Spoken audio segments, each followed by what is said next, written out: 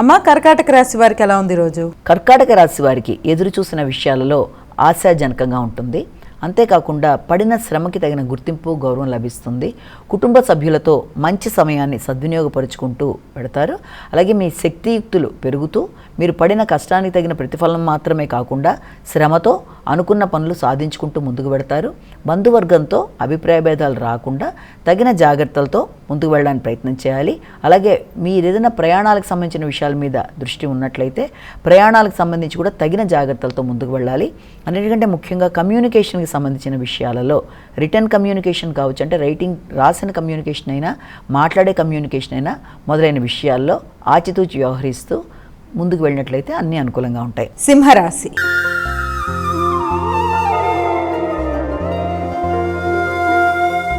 అమ్మ, సింహరాశి వారికి ఎలా ఉంది రోజు? సింహరాశి వారికి వృత్తిపరమైన విషయాల మీద శ్రద్ధ అధికంగా ఉంటుంది. నూతన నిర్ణయాలు తీసుకుంటారు.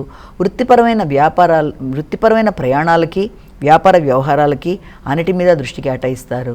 కానీ వ్యాపార వ్యవహారాలకు సంబంధించిన విషయాల్లో మిశ్రమ ఫలితాలకి అవకాశం ఉంది.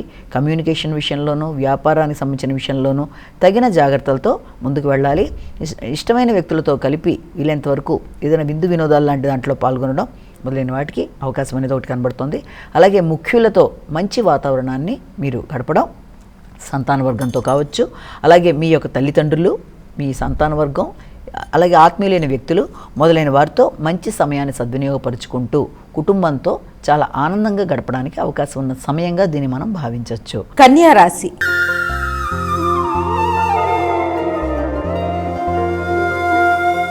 అమ్మ, కన్యా రాశి వారికి ఎలా ఉంది రోజు? కన్యా రాశి వాళ్ళ విషయం తీసుకున్నట్లయితే కన్యా రాశి వాళ్ళకి దూర ప్రదేశాలలో మంచి గుర్తింపు, గౌరవం, శ్రమకి తగిన ప్రతిఫలం, అంతేకాకుండా మీ యొక్క ఆర్థిక వ్యవహారాలు అంటే తండ్రి ఆర్థిక వ్యవహారాలు మొదలైనవన్నీ కూడా చాలా వరకు అనుకూలంగా ఉంటాయి.